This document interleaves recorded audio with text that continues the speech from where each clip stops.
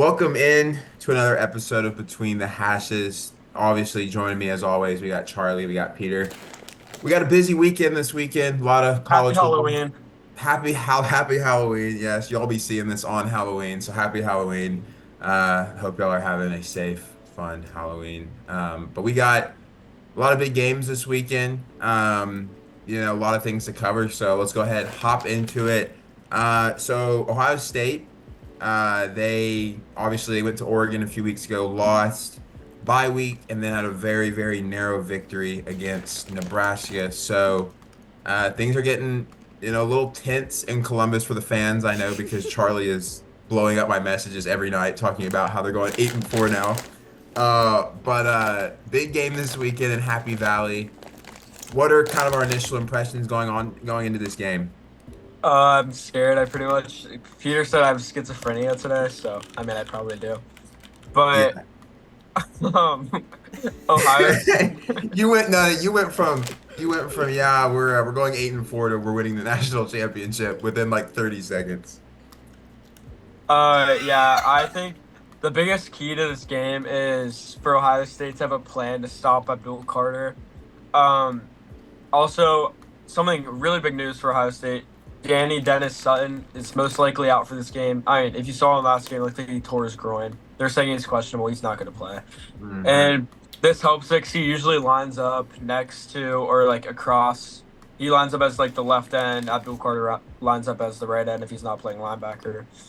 And this helps. So like either Josh Fryer, Tabola, sorry, and Seth McLaughlin can all single up, and then Donnie Jackson and I assume will be Austin Sarabeld at guard will double team Abdul Carter, and the other way around if it's Josh Fryer and Tegra Chabola, whatever his name is. Um, but Abdul Carter. All right, bro, we have to restart, Peter. Yo, who is Seth McLaughlin? Bro, I was literally taking notes mid Seth class, and I was McLaughlin. just like writing this shit in. Seth McLaughlin. No, we're still going. We're going. No. Yeah, I I'll cut it out. I'll cut it out. Keep going. Keep going. no, we don't. That was funny. No, I agree. I think the injury, and then I think what's it? Penn State I think has one or two offensive linemen out also. Yeah, apparently So their that left tackle and left guard are out, yeah, so which that's that means something. JTT legacy. That's JTT, and then you're also a guy like Tyleik Williams. Shout out Peter, lining up. Dog. Dog, Tyreek Williams is our best defensive lineman, by the way. probably. I agree. He just doesn't get to eat because JTT and Jack Sawyer don't push the quarterback. Yeah, I'm seeing him mocked in some late first rounds. Hell Uh, yeah. Yeah, but he's better than Mason Graham. I'm kidding, but he's good. Yeah, no, but no, I agree. I mean, obviously, that's big. You got to take advantage of those injuries. Unfortunate that both teams won't be healthy, but it's just part of the game. I think another kind of big thing that Ohio State needs to do, like we said last episode, is establish the run. You can't have it to where Penn State is easily stopping the run. You can't have it to where Penn State is dropping 8 every play when you have receivers that you can use to take advantage of the Penn State defense. If you're dropping 8 every play, it's kind of hard to do that. So you got to keep them on their feet. Force them to load the box at times and take advantage of that. We saw against Nebraska, they really keyed in on Emeka and JJ, and that led to a big game from Carnell. So that's something that might happen again. So obviously, I think Emeka and JJ are going to make an impact, but we could see some other guys really, really step up due to the attention that JJ and Emeka draw from the defense. Yeah, I think on the Penn State side of things, yeah, if you stop Ohio State's passing attack with Cam Miller and AJ Harris, some dogs. AJ Harris, the old Georgia player, should have went to Ohio State. Um, and I think it gives Penn State a real shot to win if they can stop the passing attack from Ohio State. But Ohio State does have two of the top 5 running backs in the country, in my personal opinion. So if Ohio State can get the run game going, it might be over for Penn State. No, I I feel agree. we have two of the top two running backs in the nation, actually, believe it or not. So, Facts. Hey, I saw something today that it was an argument who's better, Derrick Henry or Ashton Genty, and everyone was saying Ashton Genties. Yeah, Yeah. GT's stats right now are like Hey, beyond. if Derrick Henry played in the Mountain West, no one is tackling that, Yeah, bro. that's true. That's No one true. is tackling, If bro. Derrick Henry played for Boise State right now, yeah, The flashbacks I have from the Ohio State Bama a Sugar Bowl. I think it was a Sugar Bowl. mhm. Uh, dude, he literally ran all over us, and then we finally stopped it. But Yeah, but no, I totally agree. But I also, with your point of Ohio State having two of the best running backs, I think Penn State has two really good running backs themselves. Katron Allen and Nick Singleton have been really good since their freshman year. Had a little bit of a slump last year, but have really picked it up this year. But also, I think you got to take advantage of Bo Perbula. We kind of saw what he could do last game, especially with his legs. I saw a Um, video of Drew Aller limping today. Bad. yeah, so Woo! you Hey, I think it might be better for Ohio State if Drew Aller plays.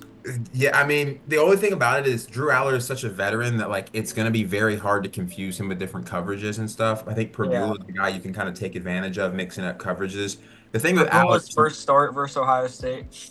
yeah, but I mean, like I said, I think I said it an episode or two ago. If you force Drew Aller to throw the ball too much, he's gonna make mistakes. Like against, or I think it was USC, he threw it 40 to 50 times, which is never what he does. Which I think the next closest is like 19 lower than that.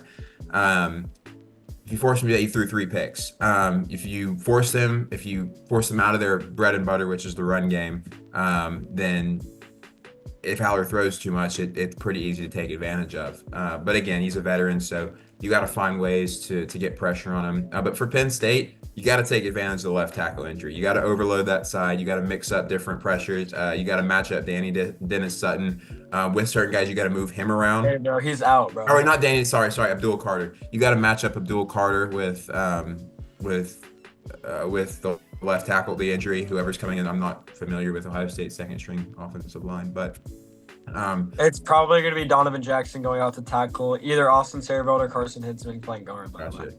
Yeah, and you also got to control the line of scrimmage, control the ball. Like I said earlier this week, Nebraska held the ball for 10 minutes longer than Ohio State and ran 20 more plays, and they almost won, forcing Ohio State to only score 21 points. So if you're Penn State, be efficient on offense, run the ball, and keep Ohio State's offense off the field.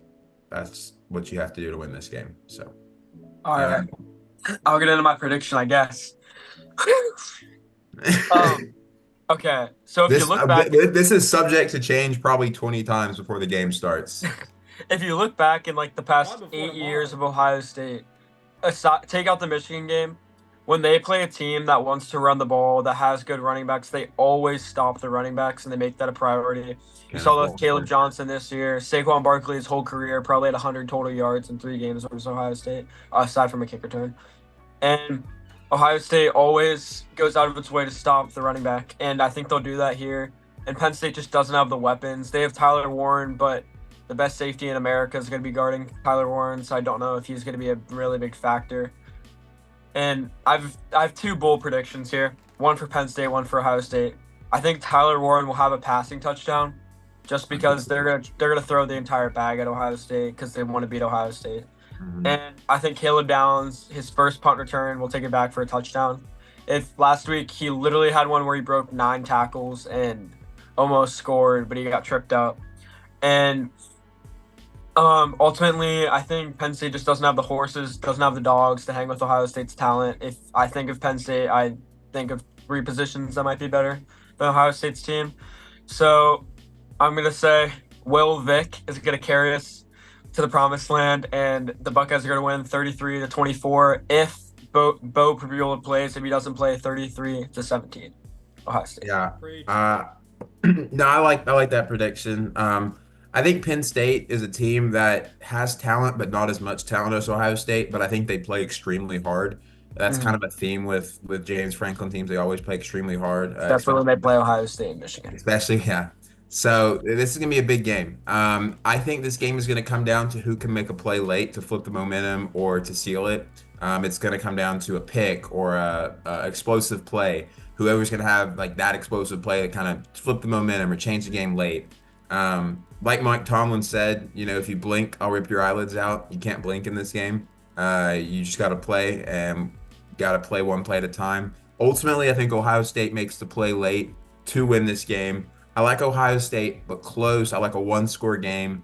I think anywhere between 3 to 8 points is a safe bet. Peter, any predictions? I do also believe that we will score more points than Penn State. I think there's a chance. I've been thinking about this all week. I've probably thought about this more than any other person on the earth. I think there's a chance that Ohio State could potentially blow out Penn State. It's not realistic, but I feel like people think this is a better Penn State team than in past years, but they just don't have the weapons on the outside. I agree. We I've talked about watched that their the other day, highlights. Yeah, I've watched their highlights so much in the past week, and they literally like don't have a really good wide receiver. I could be wrong, and someone will one-hand it or take a screen 90 yards like KJ Hamler, but we'll find out. Yeah, I agree. Their best target is Tyler Warren. Honestly, one of their best targets is out of the backfield in Singleton. Singleton's a great pass catcher. It's honestly a bad thing in college football when your best target's a tight end. I feel like in the NFL, It's great to have a good tight end, but it's not good when your best target is a tight end. College football, the best teams throw it deep. Although I will say, there are a few outliers. Kyle Pitts, but he also had Kadarius Toney. Right, you had Tony, you had Grime. Oh my God, his highlights were so good. Yeah, I thought Kadarius Toney was going to be generational. I know, I loved him. I thought he was going to be like what Tavon Austin failed to be in the NFL. That entire team got cooked once Marco Wilson threw the shoe though. No one on that team's been the same except for Kyle Pitts. Yeah. Kyle Pitts finally picking it up. I was so happy I picked him up in fantasy this year. I finally did it. Kyle Pitts week 9 NFL season. No one talk about it, bro. No one talk about it. Moving on though, we got a big game in the SEC. This is weird to say that this is a big game in the SEC because before the season, probably wouldn't say this, but this is a pretty meaningful game for both two teams. We have Vanderbilt going to Jordan-Hare. Vandy's 5-3. A lot of close games with good teams. A lot of nice wins. Auburn's coming off a win at Kentucky, hopefully trying to flip their season around right now. Do we think Auburn can build off of last week's momentum? Auburn finally got over the hump. It feels like they've been digging in the fourth quarter to win games, but they finally won a game. So clap it up for Auburn. I know Noah's not going to clap, but I'll clap it up for Auburn. It really helps that this game's in Jordan-Hare, and I just want to apologize to Vanderbilt after the Texas game. I thought you guys were super overrated because I hate the SEC just because of the AP poll. Once the college football playoff poll comes out, I'm not going to say anything about the SEC anymore because they actually rank teams instead of seeing their SEC and putting them up high. But that's my 2 cents. Yeah, I think Auburn, Jarquez Hunter has been great all year, and they finally really leaned on him, and he had probably the game of his career against Kentucky last week. Auburn always seems to have a running back. It's kind of strange. Whether it be Tank Bigsby, they put Schwartz in the backfield sometimes. I mean, it's really strange. They always seem to have a guy back there who can get. Is Damari Olston on Auburn still? Wow, that's a crazy pull. I forgot about him. Is he good? I remember him as a recruit, man. I remember I was at an Ohio State game and I took a picture of CJ Stroud and he was in the back and I was like, oh my god, OH, bro, OH, and he took it back and I was like, damn. That's crazy. Yeah. I totally forgot about him. But no, I mean, Auburn, their front seven has been good all year. Secondary has cost them games, a lot of penalties and busted coverages. They actually had one guy get kicked off the team today, former Alabama player Antonio Kite, for missing an excessive amount of practices. So typical SEC player, bro. Typical. Yeah, you know. Typical Bama product. Typical Bama transfer. But no, yeah, I mean, Auburn this weekend, they just can't turn the ball over. They did a much better job about that against Kentucky. But let's be honest, Kentucky has a terrible offense, so it's not. Hey, Chip Trayanum's about to be back. Yeah, that's true. What? What? What about Chip Trayanum? He plays for Kentucky now. He's been injured all year. Oh, what a bum. Bro, he was so good on What the a fucking bum. No, yeah, I knew he played for Kentucky, but I wonder why I didn't see him. I guess it's good. He's injured. Well, not good, but that's no, good. It is good. He was ducking smoke at Ohio State. Loki, he would have got hella carries this year, Loki. That's gonna be Denzel Burks next year. He's gonna be like Vandy's starting corner. Yeah, just because actually Naeem Elford is not going to Ohio State, but He's a duck. Yeah. But no, I mean, Vandy's a tough team. They win ball games. They know how to fight. Clark Lay does a great job. I think one of the things I'm looking for most is how will Vandy kind of bounce back after a heartbreaker against a game that they really could have won against a really good team. How are they going to bounce back? How are they going to respond? Are they going to kind of give up? Or are they going to be motivated by it? And I think Clark Lay is the guy for this situation. So I don't know if I really have a prediction on this game. I want to say Auburn just because it's at Auburn. If game was in Nashville, I would probably pick Vandy. But this is going to be, this is a game that can really define both these teams' seasons because, Vandy is fighting for bowl eligibility. Auburn's fighting to turn their season around and try and get bowl eligibility. So it's a big game. I'm excited to watch it. Go Commodores, but that's about all I got on it. Well, I mean, honestly, for me, Auburn has one of the better rosters in the country and way more talented than Vandy. Unfortunately, they have Peyton Thorne, and if you Google him, he throws picks, and with that, I'm taking Vandy. We need Facts. the video Signetti saying "Google me, I win." We need one Yeah. of Peyton Thorne saying "Google me, I throw picks." that I think that's where Peter got the quote from. I don't know. Yeah. Um, so I actually agree with Peter a lot. So Auburn does have one of the most talented rosters in the country, which is weird because they stink. Maybe that leads back to coaching, but I'm gonna give you guys a little Pat McAfee here. Reverend Hugh. Sorry. War Eagle, fly down the field, ever to conquer, never to yield. War Eagle, fearless and true, fight on, you orange and blue. Go, go, go, War Eagles, give me the Commodores. Give me the Commodores. That was a great moment when McAfee did that. No, I like it. I like to pick. Honestly, I can go either way. I just like Auburn because they're at home. Peyton Thorne, I will never trust Peyton Thorne to win a football game. Google That's him. He true. is- I mean, I'm rooting for Vandy, man. I want to see Vandy win this game. Mostly because I don't want to listen to Auburn fans, but Why is Auburn about to beat Bama though? We'll get into that later. But dude, it's every year, bro. It's always something new shit, at least it's not 4th and 31. Yeah, dude. I didn't even speak during that play. I couldn't speak. Moving on, going actually back to the Big Ten, the new Big Ten. Oregon goes to Michigan. Me and Charlie were scrolling through some comment sections, and we saw a bunch of people saying that. Oh, and Peter, chill, bro. Come on. Now. And Peter. Oh, I didn't know you sent it to Peter. I didn't know you sent it to Peter. My bad. Yeah, come We were all going through it. It appears, and Michigan fans seem pretty confident about this game. Delusional. Just mind blowing. I know Ohio State fans are delusional, but Michigan fans thinking they're going to win this game is mind blowing. Is there any way that this game could be challenging for Oregon? In any aspect? I No. don't really think at all. Yeah. Like maybe just because like all I can get in my head is the Michigan games have passed, but Oregon's a great football team. We saw Michigan played versus Texas, and maybe it's close to start because Michigan has a really good defense. But I think this game will get ugly, especially if Will Johnson doesn't play, which I don't know if he is playing or not, but he may not. He's been out for the past few weeks, and someone needs to tell Joel Klatt to stop going like this to Michigan. That keeps pissing me off. I was You're watching Joel his Klatt's podcast. biggest fan.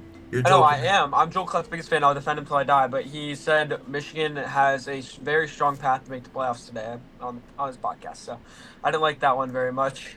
But Yeah. if Michigan wants to win this game, they have to throw the ball, and they can't throw the ball. So I don't really think they're going to win this game. But maybe, just maybe, Donovan Edwards will have 6 80-yard touchdowns because that's all he does. He's gonna have. It's gonna be the big run Don. He's gonna have his annual 3 90-yard touchdowns. He's gonna do that versus Ohio State, dude. It's imprinted in my head that he's gonna do that. Yeah. Besides selling their soul, Michigan's gonna have to get creative.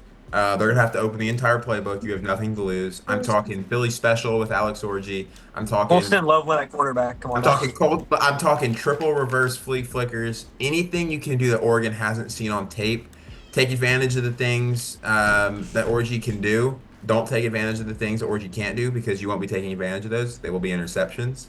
You have to you got to show Oregon some things they haven't seen. Which luckily for them, they're starting to use Orgy how he should be used, and that kind of gives you, since you haven't been doing that all season, it gives you the ability to, implement new things this week. But you got to stick to your bread and butter. I mean, it might open some passes downfield, but even if it does, I'm not confident they can complete them.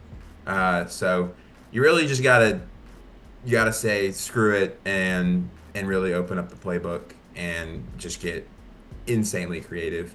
I don't think they win. I don't think Michigan wins. I think Oregon covers. Oregon's been covering. 16.5 is crazy small. Yeah, Oregon's been covering all year against Illinois. I thought Illinois would cover last week. That didn't happen.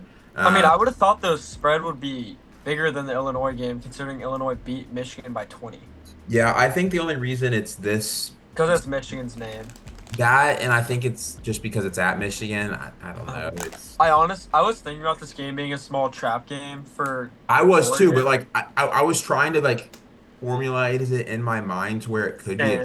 Obviously, appreciate y'all watching. Obviously this is a little bit shorter of a video today just because we're kind of in a time crunch. School's very busy right now. We appreciate y'all watching though. Make sure to like, subscribe, comment, do all that. Let us know what y'all want to see in the next episode. Anything new, anything you like that we're doing already, anything you want us to take out. As always, we got a busy weekend this weekend with college football, so we're gonna be covering it all weekend. I know Peter's gonna be locked in. I'm gonna be locked in. Charlie will be at the Penn State Ohio State game at the whiteout, I believe, or stripe out, whatever it is this year. So a lot of good things coming this weekend. A lot of great content as always. But appreciate y'all watching. Links for all our social medias will be below. Again, thank you, and we will see y'all next week, and we will be posting. Deuces. Jolly man comment. Thank you.